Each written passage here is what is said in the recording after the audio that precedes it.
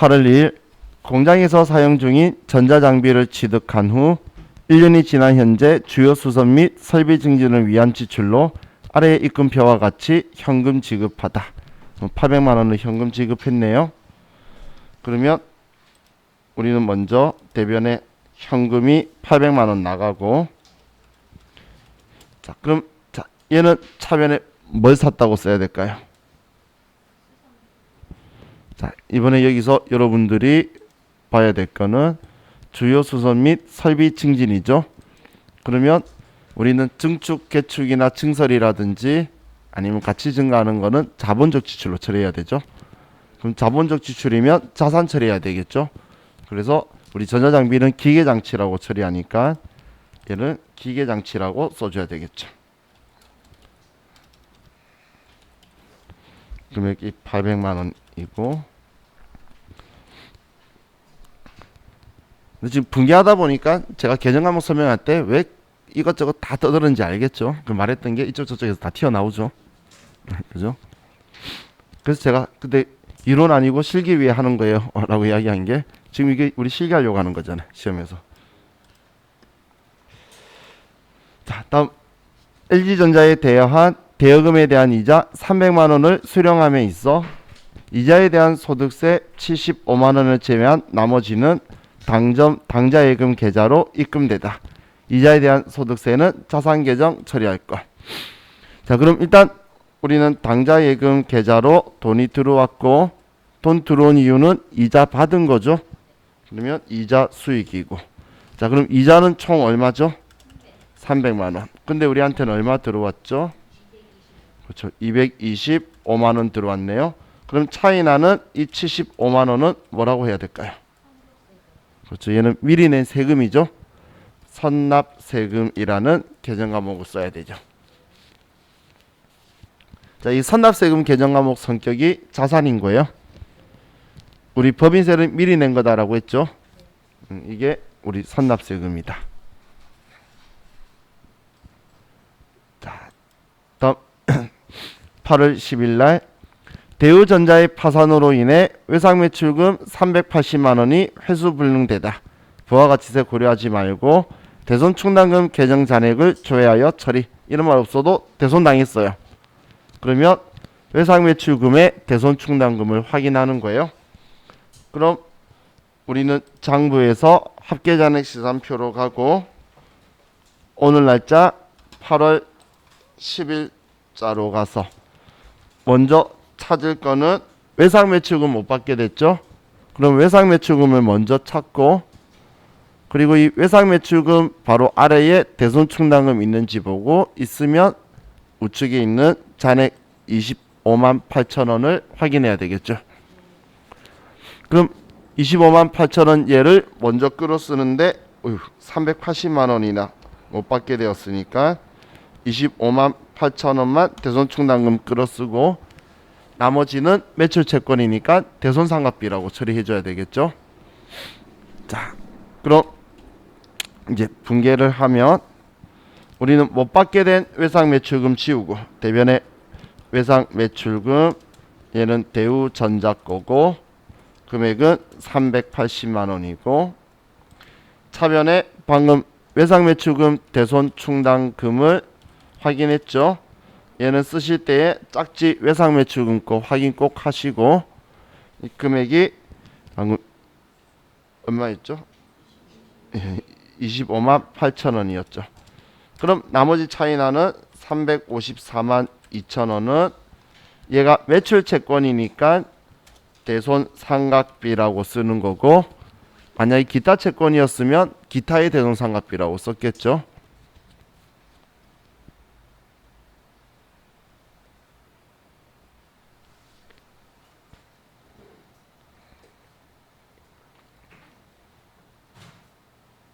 자, 다음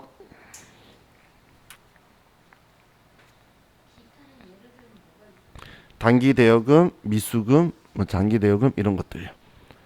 그거 못 받게 되었을 때.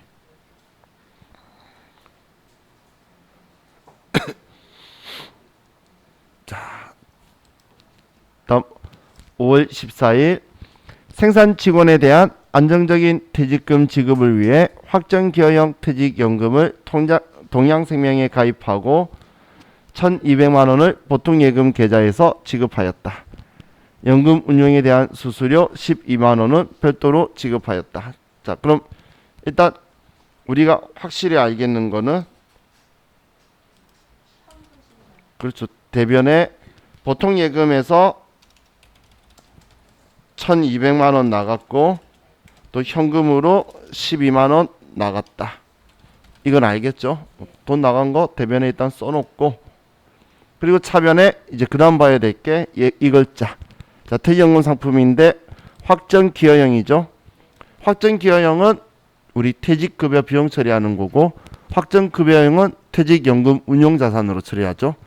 얘는 확정기여형이니까 퇴직급여라고 처리하고 퇴직급여는 비용 계정 과목이에요. 그래서 생산부 직원이니까 500번대 퇴직급여로 해서 처리를 해야 되고 그럼 이 금액이 1,200만 원이고 그럼 12만 원은 수수료죠. 그럼 수수료는 계정 과목 수수료 비용이고 얘는 문제 미스 났는데 500번 써도 되고 800번 써도 돼요.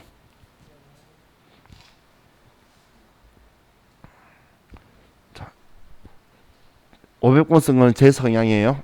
왜냐면 공장 없었으면 이거 가입도 안 하고 주지도 않았을 거거든. 난 쟤 때문에 일어난 거 전부 다 쓰는 게 보수주의니까.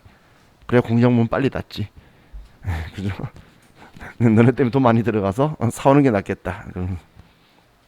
공장 직원들이 제일 싫어하는 게 중국이에요. 중국하고 비교하면 혈에 차요.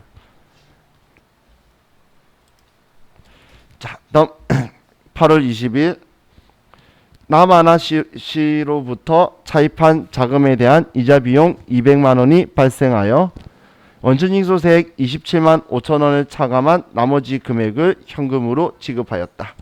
그럼 현금 지급했으니까 대변에 현금 나갈 거고 뭐 금액 보니까 175만 원을 적겠네요. 그죠? 아니네. 2만 5천 원이네. 72만 5천 원이고 27만 5천 원 빼고 줬죠. 자, 그리고 우리가 지금 이자를 준 거니까 이자 비용이 되고 아니 그 계정하면 없을 거예요. 저보다. 자, 200만 원이고 자, 얘는 예수금으로 하면 되겠죠. 자, 우리가 원천징수를 하고 대신 내려고 원천징수를 하면 예수금이고 우리가 받으면서 원천징수를 당하면 세금 미리 낸 거라 생각해서 선납세금 쓰시면 돼요. 아까 위에 선납세금도 썼었죠. 두 개 헷갈리시면 안 돼요. 자, 다음 주식회사 서울에서 발행한 사채 2천만 원을 만기까지 보유할 목적으로 당좌 수표를 발행하여 취득하였다. 자, 이번에는 자, 우리가 사채를 발행한 건가요? 산 건가요? 샀죠. 발행했을 때에 내가 빚이 생긴 거니까 대변에 부채로 사채라고 쓴 거고 우리가 사면 유가증권 산 거예요. 그럼 유가증권 계정 과목 쓰는 거죠. 지금 당좌수표 발행에 취득했다는 건 당좌수 예금에서 돈 나갈 거고 자, 여기에 만기까지 보유할 목적이라는 표현이 있죠. 그래서 만기 보유 증권이라는 계정 과목 쓸 거고 자, 다음 또 신경 쓰셔야 되는 게 만기가 내년이에요? 내후년이에요? 내후년. 내년에 안 일어나죠? 그러면 투자 자산을 선택해 줘야 돼요. 181번. 내년이면 당좌 자산이 124번 쓸 건데 그래서 두 개 있기 때문에 제가 모르겠으면 몇 번째 거 쓰라 그랬죠? 두 번째 거 쓰라 그랬죠? 이따 입력하시면서 또 확인하세요. 자, 2천만 원이다라고 써주면 돼요. 근데 만약에 자, 이렇게 사채를 사요. 만기까지 보유할 목적이 아니라 그냥 투자 목적이래. 그럼 뭐라고 써야 될까요? 사채 샀는데. 그 단기 매매 증권은 내년에 만기가 되고 실착 있어야 되고 시향성 있어야 되는데 아니죠. 아마 그때는 매도 가능 증권 쓰는 거예요. 이것도 아니고 저것도 아닌 거. 아시겠죠? 이상하게 우리가 사채를 공부하고 나면 사채자 나오면 막 계정 과목 이제 막 꼬이기 시작해요. 그죠? 사채 안 하고 주식 이야기 할 때는 얘네는 막 생각하다가 사채하면 이제 발행량이 취득이다 라고 해서 깊이 생각하는데 사채는 단기 매매 증권으로 분류할 경우는 거의 없다 보시면 돼요. 일단 최소 내년에 만기가 되거든. 그리고 단기 매매 증권은 단기 보유 목적, 시세 차익 목적, 시장성 세 개가 다 맞아야 돼요. 그거 아니면 그걸로 분개하면 안 된다라고 했죠. 일단 여기서 단기 매매 증권은 탈락했잖아. 여기에서도 탈락했고 끝났죠. 그죠? 그럼 제가 단기 매매 증권, 만기 보유 증권, 지분법 적용 투자 주식 이걸로 분류할 수 없는 건 매도 가능 증권이라고 그랬죠. 자, 다르게 표현할게요. 주식이든 채권이든 우리가 샀는데 주식 유가 증권 샀는데 투자란 글자 적혀 있죠. 그러면 그냥 매도 가능 증권 쓰세요. 아시겠죠? 자, 매도 가능 증권도 원칙적으로 투자 자산이라서 두 번째 거 써야 돼요. 자, 다음 문제가 3개밖에 없으니까 우리 3개 다 풀고 입력을 할게요. 자, 8월 27일 날 당사는 취득한 업무용 승용차에 대해 취득세 및 등록세 74만 원을 현금으로 지급하고 또한 차량 취득에 대한 공채 액면가액 40만 원, 공정가치 25만 원을 현금으로 구입한 즉시 처분하다. 자, 일단 74만 원은 개정하면 뭐라고 처리해야 되죠? 그렇죠. 차 사면서 들어간 부대 비용이죠. 그죠? 취득세는 차 안 샀으면 안 나가는 거잖아. 그래서 차량 운반구라고 처리할 거고. 자, 그럼 공채는 우리가 40만 원 액면가 주고 사서 우리는 공정가치로 팔면은 받을 수 있는 거죠. 그러면 우리 가만히 앉아서 얼마 손해봤죠? 15만 원 손해보게 되죠. 이 손해본 15만 원은 개정하면 뭐라고 처리해야 되죠? 이거 왜 손해보게 됐어요? 이거 왜 손해보게 됐죠? 아, 차 샀기 때문에 손해봤죠. 차 안 샀으면 이도 손해 안 볼 거잖아. 그죠? 그래서 차 취등원까지 포함해야 되죠. 그죠? 이해가시나요? 자, 일단 제가 분리해서 분개를 좀 볼게요. 자, 보세요.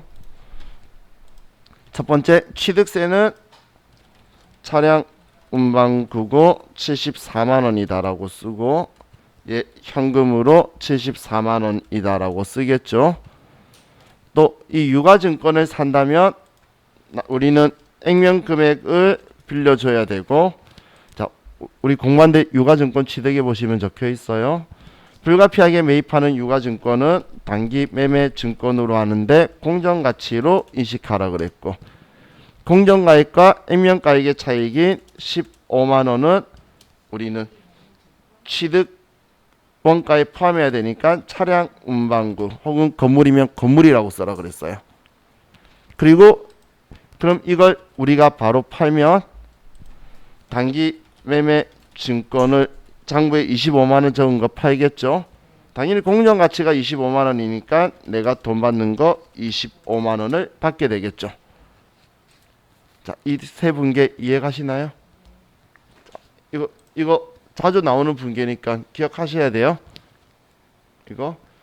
자, 그럼 여기에서 지금 이 문제는 이거 납부했고 취득세 얘 사자마자 바로 팔았죠.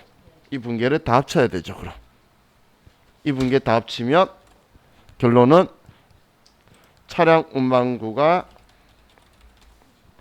89만 원이고 우리 편리하라고 전부 다 현금 준 거예요. 현금으로 89만 원이죠. 지금 여기에서 보시면 예,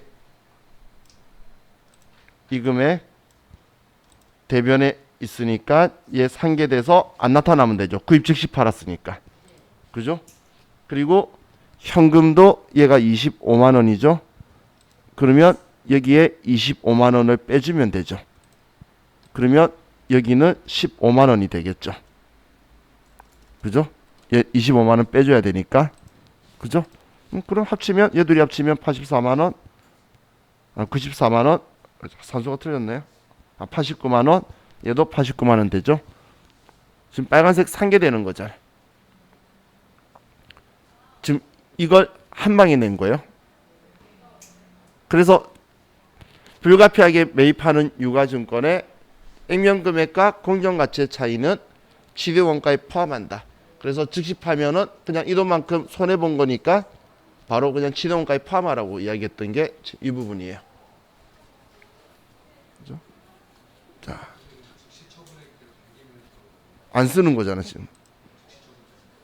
이거는 사람들이 가지고 있고 싶지 않아 하고 또 뭐냐 많이 받으면 좋아하고 대한민국 모든 은행에서 다 되기 때문에 아무 말 없으면 단기 매매 증권이고 그 외에 나머지는 분류하고 싶으면 이거를 분류하고 싶다고 적어놔줘요. 그럼 지금 아래쪽 이게 답이 들어가야 되는 거죠. 지금 얘가 다 합쳐진 거니까 얘가 답이에요. 자, 다음 8월 30일 당사는 창고 건물에 대해 신축을 결정하고 철거 용역을 주식회사 부셔버림에 의뢰하였으며 철거 비용은 9월 10일에 지급하기로 하고 아래 영수증을 받다. 창고 건물 취득원가는 700만원, 감가상각 누계 560만원, 단기 감가상각비와 부가가치세는 무시한다. 자, 철거비가 얼마 들었죠? 아래 60만원 들었죠? 자, 그럼 이제 이거 가지고 볼게요. 우리가 사용 중이던 건물을 철거했죠? 그러니까 감가상각 있지. 사용 중이던 거 아니면 감가상각 할 리가 없잖아. 그죠? 자, 그럼 우리가 사용 중이던 물건을 없앴어요. 유형자산을. 그러면 제가 이 순서대로 기억하라 그랬죠? 자, 먼저 건물이니까 대변의 건물 취득원가부터 지우고, 자, 이거 기억하셔야 돼요. 오늘 이따 나중에 바로 왜 기억하는지 알게 돼요. 감가상각 누계액, 얘는 건물의 짝지로 해서 금액 560만 원을 지우게 되죠. 그죠? 자, 그럼 지금 우리는 얘 없애면서 얼마 손해보게 되죠? 얘 장부가액이 얼마예요? 장부가액은 본 계정 과목 금액에 차감 계정이 있으면 빼고 가산 계정이 있으면 대주는 거라 그랬죠. 자, 다르게 말할게요. 지금 이 건물은 700에 샀는데 560 달아서 140만 원짜리라고 보여주는 거잖아. 그 140만 원이 장부가액이에요. 지금 우리가 보여주고 싶은 금액. 그 얘는 140만 원짜리죠. 근데 얘를 없애버렸으니까 이 140만 원 일단 철급이 빼고 140만 원은 그러면 계정하면 뭐라고 해야 되죠? 그렇죠. 지우는 걸 처분이라 그랬잖아. 그래서 유형자산 처분 손실이라고 하겠죠. 자, 이건 알겠죠? 일단 철거비 빼고 이것만 먼저 썼어요. 근데 지금 철거비가 80만 원 들어가잖아. 그럼 철거비 대변에 줘야 되겠죠? 근데 9월 10일 날 주겠대. 어떻게든 그럼 줘야 된다라고 써야 될 거잖아. 그러면 일반적인 상거래 아니니까 미지급금이고 부셔버림 이름 좋죠? 자, 금액이 60만 원이다. 그럼 이 60만 원은 뭐라고 처리하죠? 그렇죠. 얘 지우면서 들어간 돈이잖아요. 그래서 얘 지웠기 때문에 140만 원 손해본 게 아니라 60만 원까지 더해서 200만 원 손해봤다 돼야 되죠. 철거비 제가 저번 주겠죠. 저번 주에 철거비도 얘 없애면서 들어간 돈이다라고 처리한다라고 했죠. 그죠? 그럼 얘 없애는 얘를 안 지웠으면 이 돈도 안 들어갔을 거고 내 장부에 140만 원하고 철거비 60만 원까지 해서 200만 원을 장부에서 지우면서 손해봤다고 쓰는 거예요. 아시겠죠? 철거비는 자기 혼자 나온 단독적인 거래 사건이 아니에요. 얘는 얘 없애버리는 철거의 처분에 귀속된 거래죠. 그죠? 자, 이렇게 처리할 거고 이따 거래처 제가 등록하는 거 알려드릴게요. 예. 잔액이 140이었잖아요. 예. 그거를 지금 140만큼 손해봤잖아요. 지웠으니까. 내 자산 유출됐잖아요. 없어졌죠? 그럼 140만 원짜리 없애면서 손해본 게 처분 손실인데 근데 또 60만 원 더 들었잖아요. 그죠? 자, 다음 8월 31일 당해 사업연도 법인세의 중간연합세액 840만 원을 보통예금에서 이체 납부하다. 법인세 중간연합세액은 자산계정으로 처리할 것. 자, 그럼 이제 얘는 보통예금에서 840만 원은 나가고 자, 그럼 차변에 우린 법인세 미리 내는 건 선납세금이다. 840만 원 이렇게 처리하면 되겠네요. 이해가셨나요?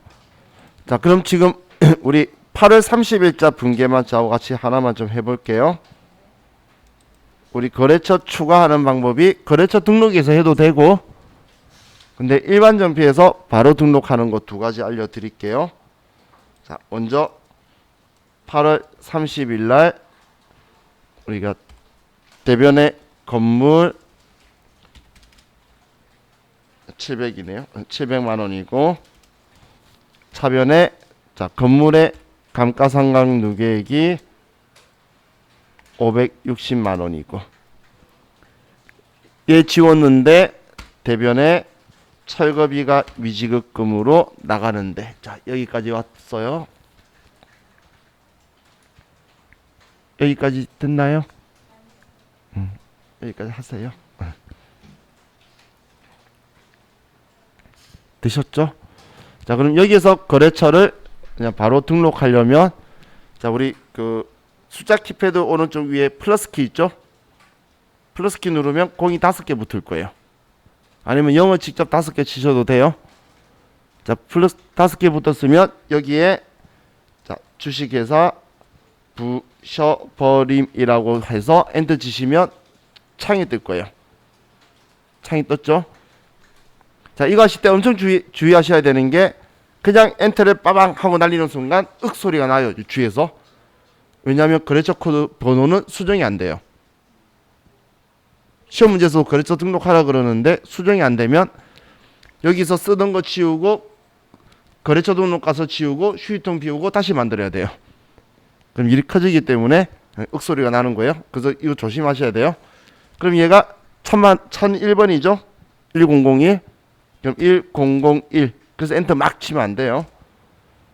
자, 그리고 더 이상 정보가 없으면 뭐 그냥 바로 등록하면 되는데, 정보가 있죠? 아래 영수증에 부셔버린 정보 있잖아. 그럼 아래 수정 탭키 누르고,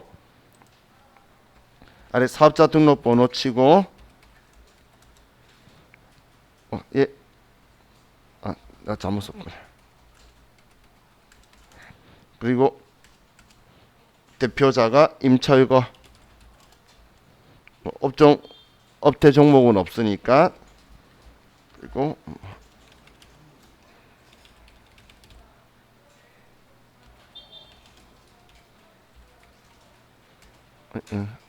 57-6인데.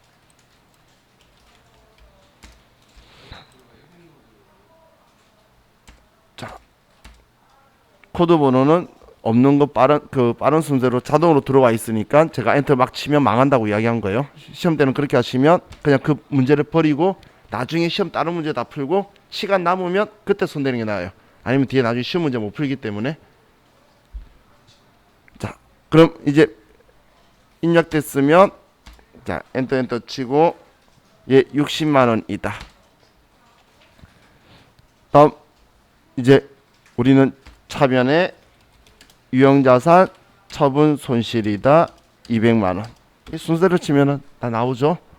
자, 이렇게 만드는 방법이 있고, 이번엔 1002번에 그냥 부셔버림 주식회사로 다시 똑같은 거 한 번 더 써볼게요. 똑같은 걸로 해서 거래처 등록하는 방법에 또 다른 방법 한 개 더 보면 K랩에만 있는 거예요. 회사에서 스마트에이 쓰시는 분들은 방금처럼 이 방법밖에 없는데, K랩은 이 방법하고 한 개가 더 있어요. 자, 똑같이 대변의 건물 700만 원, 차변의 건물의 감가상각 누계액 560만 원 쓰고, 차변의 미지급금 여기까지 오시고. 하셨나요?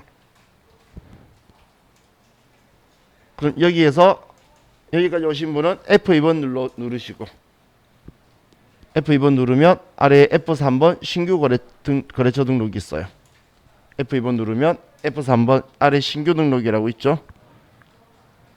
이거 눌러서 여기에서 거래처를 만드셔도 돼요.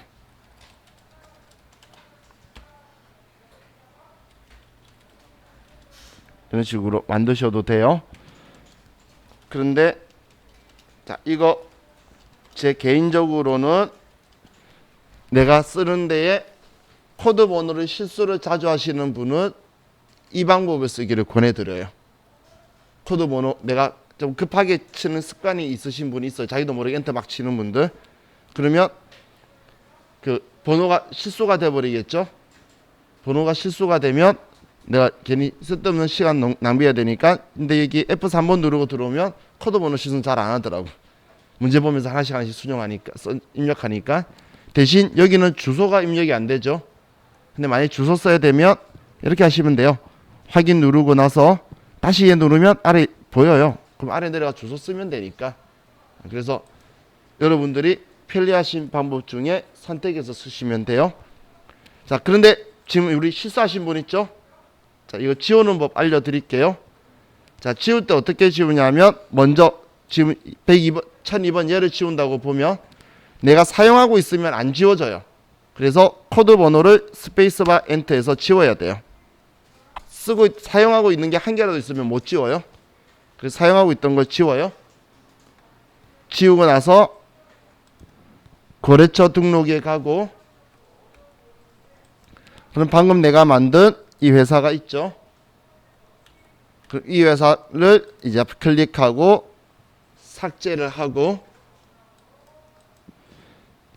삭제한 후에 내가 또 이 회사를 만들어야 되잖아. 근데 그냥 만들면 안 만들어져요. 그래서 위에 삭제된 데이터라고 있죠. 얘를 클릭해서 여기서 휴지통 비우기라고 있어요. 그럼 휴지통 비우기를 비우고, 그리고 나서 만들면 만들어져요. 그럼 여기서 만들고 가도 되고, 일반 점표에서 앞에처럼 그 방법을 다시 쓰셔도 되고, 그렇게 해서 다시 분개해서 그 거래처를 쓰시면 돼요. 그래서 만약 실수하면 이 작업해야 되는데 자주 쓰는 게 아니니까 시험 때 알아도 시간 낭비하게 될 거니까, 만약에 코드 번호 실수하시면 제일 마지막에 시간이 다 풀었는데 시간 남을 때 손대세요. 왜냐면 나중에 뒤에 보면 우리가 다 풀 수 있는데 시간 모자라서 못 푸는 문제들이 있어요. 그래서 그 문제들을 볼 거니까 상관없어요. 그거 안 하고 여기에서 그냥 해놓고 여기에 1001번이라고 쳐도 돼요. 그렇게 하시는 분도 있어요. 그것 때문에 그렇게 하는 그림이나 여기에서 F2번, F3번 누른 그림이나 비슷하니까, 그러면 코드 번호 실수하면 여기서 하라는 거. 여기는 써놓고 번호 바꿔도 되거든. 그런데 여기에서 플러스 키 누르고 들어가는 경우가, 이 경우가 실수하는 경우에 망하니까 이거 제가 주의하시라고. 왜냐면 여기서 내가 엔터 치고 올라가다 보니까 엔터를 따닥 2번 치고 이렇게 습관돼 가지고 정말 시험 볼 때 웃지 마세요. 옆에서 윽 하는 거 보면 그게 다 거래처예요. 거래처 그 등록하라는 문제 있는 반을 감독하면 윽 소리가 제일 많이 나요. 자기들도 실수했다는 거 아니까 금방. 자, 이렇게 하면 우리 전표 입력하는 것까지 봤는데,